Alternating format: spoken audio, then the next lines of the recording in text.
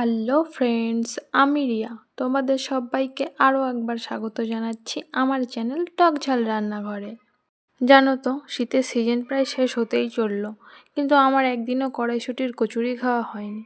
তাই ভাবলাম আজকে করেই ফেলি কড়াইশুঁটির কচুরি, আর রেসিপিটাও তোমাদের সাথে শেয়ার করে ফেলি। প্রথমেই ময়দাতে নুন আর সাদা তেল মিশিয়ে একটু উষ্ণ গরম জল দিয়ে ময়দাটা মেখে রেখে দেব। এবার কড়াতে তেল দিয়ে তেলের ওপর দিয়ে দেব কালো জিরে আর আদা বাটা। একটু নেড়ে চেড়ে দিয়ে দেব বেটে রাখা কড়াইশুঁটিটা। এবার এখানে অ্যাড করব নুন, লঙ্কা গুঁড়ো, হলুদ গুঁড়ো।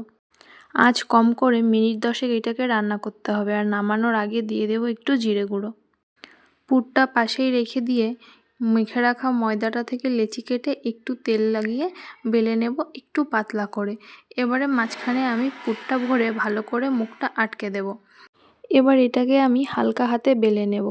খুব প্রেশার দিয়ে কেউ বেলবে না, হালকা হাতেই বেলবে যাতে এটা ফেটে না যায়। অন্যদিকে আমি কড়াতে তেল গরম করতে বসিয়েছিলাম। তেলটা গরম হলেই কচুরিগুলো দিয়ে ভালো করে উল্টে পাল্টে ভেজে নামিয়ে নেব। রেডি আমার কচুরি। এবার আলুর দমের সাথে পরিবেশন করে দিলাম।